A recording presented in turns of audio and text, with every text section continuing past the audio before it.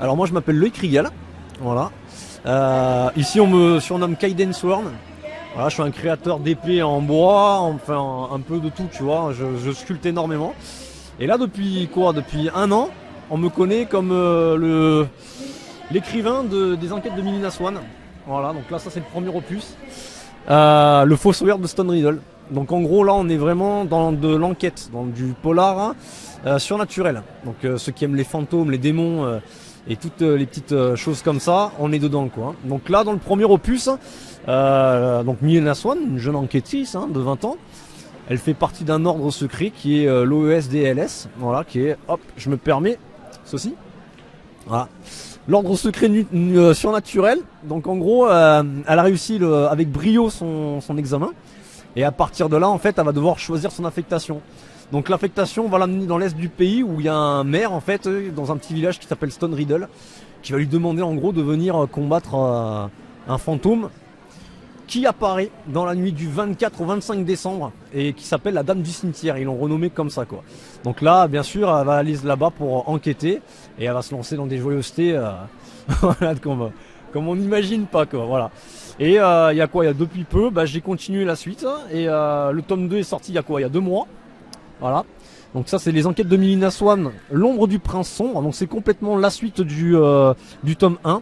Sauf que là on est dans une autre enquête. Donc c'est un fil conducteur qui va se terminer jusqu'au 6e bien sûr.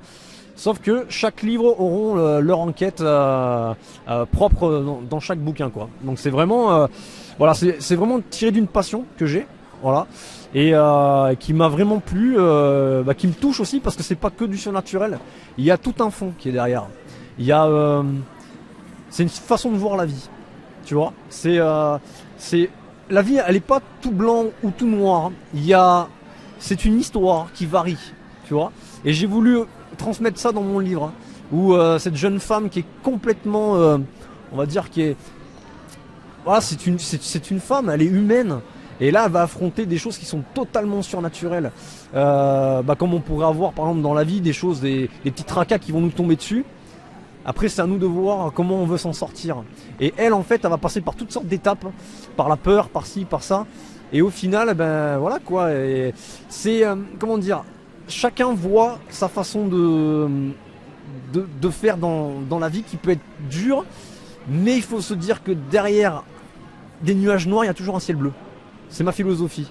Voilà. Et c'est comme ça que j'ai formé, enfin comment dire, que j'ai créé les enquêtes de Melina Swan. C'est en même temps un message à passer. Dans chaque bouquin, il y a un message. Dans le tome 2, par exemple, il y a un secret à l'intérieur. Voilà. Que je pense que pas mal de lecteurs maintenant qui ont pris le tome 1 se sont amusés à chercher dans le tome 2. Donc voilà, là on est vraiment dans de l'enquête pure, ce que j'aime. Voilà, donc c'est écrit au présent. Donc les personnes qui le liront, les lecteurs, comme beaucoup maintenant qui me suivent, se mettent dans l'enquête. Voilà. Quand ils me disent, ils sont à l'intérieur, ils vivent ce qu'elle vit. Et c'est ça que je veux faire. Je veux que chaque personne en fait qui prenne ce livre se dise qu'ils sont en train de monter, de faire une enquête quoi. Ils sont dans cette enquête, dans l'univers, dans ce village là. Dans le premier c'est Stone Riddle. Ils sont dans ce village. Ils sont avec ces personnes, cette ambiance qui est pesante et tout ça.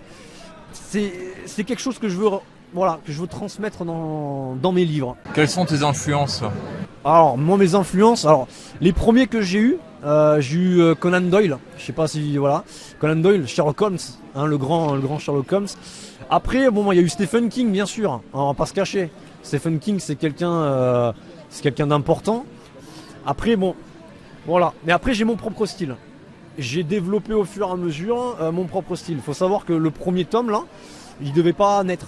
Il devait pas exister. Voilà, je devais le faire pour ma petite sœur. Et au final, voilà quoi, j'y ai cru en moi et je me suis dit allez fonce quoi. Il faut croire en soi, c'est la clé de toute chose.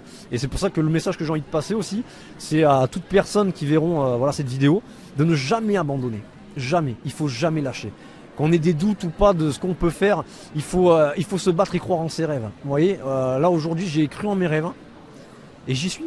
Voilà, et je suis hyper heureux. hyper heureux d'être là, je le vis à fond, je rencontre des personnes extrêmement gentilles, extrêmement bienveillantes, et il faut continuer là-dedans, quoi. T'es auto-édité ou c'est une maison d'édition? Alors, je suis auto-édité, j'avais demandé en maison d'édition, après c'est un choix, voilà. Je pars du principe que j'aime tout faire moi-même. Voilà, c'est un choix. Donc, vous voyez, hein, les illustrations, un peu tout ce qu'il y a. L'illustration voilà, du tome 1, du tome 2, je les ai faites moi-même, je les ai dessinées. C'est une passion. Et on commence bas, je veux commencer bas. Je veux commencer au plus bas. Je veux voir où est-ce que ça m'emmène. Et c'est une belle aventure. C'est une très belle aventure que je vis. Et puis voilà quoi, après on verra plus tard, peut-être l'édition, on verra. Mais pour le moment, je suis vraiment bien comme ça. Je sais pas, il y a quelque chose de gratifiant, on va dire. Et c'est ce que j'aime là-dedans. C'est un métier compliqué et c'est beau. Enfin, je veux dire, quand on arrive quand on a un lecteur qui arrive, qui vous parle de votre livre et tout ça, qui vous dit que c'est une histoire qu'il a vraiment amené à l'intérieur, limite à se surpasser à des moments donnés, c'est rigolo. Ça me plaît. Et c'est ça qui me plaît. Et c'est pour ça que j'ai choisi l'auto-édition et je suis très fier d'y être. Je suis chez The Book Edition qui sont vraiment super là-dedans. Et voilà, mon livre est disponible sur Amazon, Rakuten, la Fnac, voilà. Bientôt Cultura, je vais me battre pour. Voilà. Et dans toutes les librairies de France, tous ceux qui voudront, ils feront me demander et puis ils l'auront, quoi. Est-ce que tu fais des séances de dédicaces dans des magasins comme derrière Hybride? Alors Hybride, ouais. Alors il y en a une, c'est marrant que tu me le dises parce qu'il y en a une qui est prévue là, le samedi 13 janvier. Voilà, l'après-midi de 14h à 18h. Ah, tu me verras parce qu'à chaque fois qu'ils font une dédicace, j'y suis pour faire des photos. Ah ouais, bah voilà. Voilà, bon, on se verra alors. Il n'y a pas de souci, j'y serai. Personnellement, t'es plutôt pas tes livres, hein. Toi, t'es plutôt fantastique, science-fiction, fantasy ou horreur? Alors l'horreur, je dirais pas. Ouais, non, je suis plus dans l'épouvante, moi. Voilà. L'horreur, je pense. Après, chacun son style, tu vois. Moi, je trouve que l'horreur, il y en a beaucoup maintenant de nos jours, un peu partout, tu vois. Et moi, ce que j'aime, c'est surtout raconter une histoire. Voilà, mettre juste le frisson. C'est ça que j'aime. Tu vois ce que je veux dire? Pas montrer les choses directement, mais les faire ressentir. Dire à la personne qui lit le livre, par exemple, ou autre, voilà, de se créer elle-même l'imaginaire, tu vois, de la chose. Et je trouve que c'est ça. Après, c'est tout un truc psychologique qui se met en marche et qui rend le moment intense. Et ça j'aime. Voilà, le subtil. Tu écoutes quoi comme musique quand tu écris?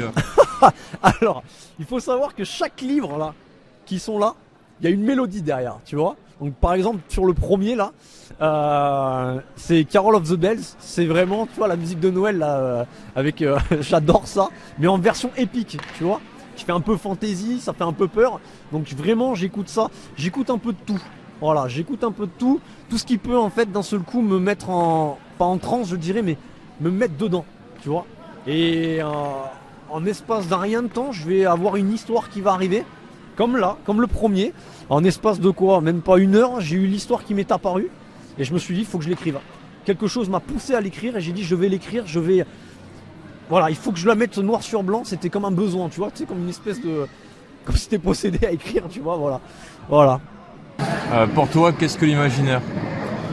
Qu'est-ce que c'est que l'imaginaire? L'imaginaire, c'est...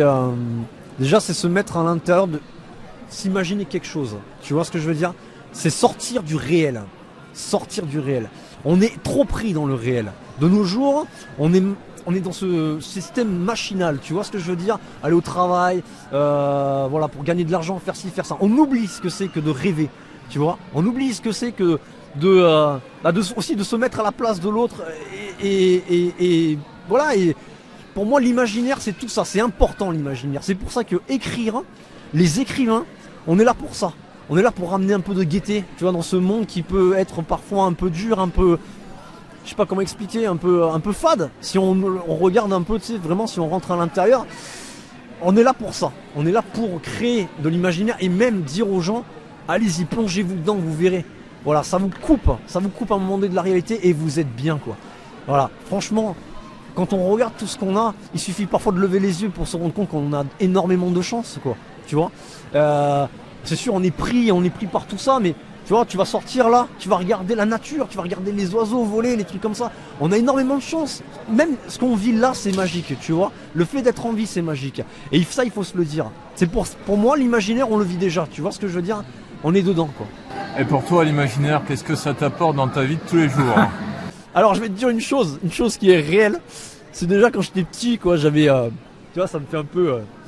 ça me remonte des souvenirs, mais quand j'étais petit déjà, j'avais à 10 ans, on se moquait un peu de moi, tu vois, parce que je vivais dans un autre monde, on vivait, voilà, je racontais des petites histoires, mais on me disait, bon, bah, il vit dans un truc perdu. L'imaginaire, pour moi, c'est comme une porte, tu vois. Tu vois, c'est une porte que tu pousses, et c'est un endroit où t'es bien. Ou peut-être que tu vas te dire, tiens, merde, on se fait des amis, tu vois ce que je veux dire? Des amis imaginaires, mais on est bien, j'ai un monde là-dedans, tu vois. C'est pour ça que je peux écrire. Pour moi, tout ce que tu vois là, ça existe. Mélina Swan, elle existe, elle est quelque part. Elle est, tu vois, dans une porte que tu peux pousser, par exemple. Et il suffit simplement de fermer les yeux pour te dire que tout ça, ça existe. Les monstres existent, tout ça. C'est ça pour moi l'imaginaire. L'imaginaire, je suis bien dedans. Tu vois, ça m'apporte énormément. Ça me coupe un peu de la réalité, tu vois, de tout ça. Et ça me permet de voir autre chose. Est-ce que tu penses que l'imaginaire est important dans notre société actuelle? Ouais, carrément. Carrément. Et je vais te le dire, et je le dis haut et fort, carrément. Il faut, tu vois, l'imaginaire, il faut que ça revienne. C'est pour ça que je soutiens énormément d'auteurs, tu vois, comme Drake Manaket, comme Mathieu Urban qui a écrit L'artisan meurtrier, Drake, lui qui écrit Tenan. Tous ces auteurs, mais c'est hyper important. Il faut pas... Voilà, il faut vivre de l'imaginaire. Des fois, j'ai envie de revenir, j'ai envie d'être un enfant, tu vois. Tu sais, quand t'es enfant, tu regardes les dessins animés, tu vis dans un autre monde, tu vois. Ce qui est horrible, c'est que t'as envie de devenir grand pour faire d'autres choses, tu vois. Et après, c'est l'inverse. Voilà, et là, tu vois, maintenant, on est... Mais c'est le petit garçon, tu vois, là. Parce que celui que t'as en face, c'est le petit garçon, celui qui a 10 ans, en quelque sorte, là, qui, en gros, te parle et qui est heureux d'être là. Je vis ma passion à fond. L'imaginaire est extrêmement important dans la société. Alors, croyez, tu vois, c'est le message que j'ai envie de lancer à tout le monde, c'est croyez, n'ayez pas peur, voilà, d'un seul coup qu'on vous dise, ah, cette personne, elle est un peu faux folle, elle imagine. Non, au contraire, il faut croire aux faits, il faut croire à tous ces trucs-là. Au contraire, ça ramène quelque chose, ça nous libère d'un poids, d'une société qui d'un côté nous écrase. Te suivre sur les réseaux. Alors, on va rigoler, mais on peut me suivre sur Facebook, voilà.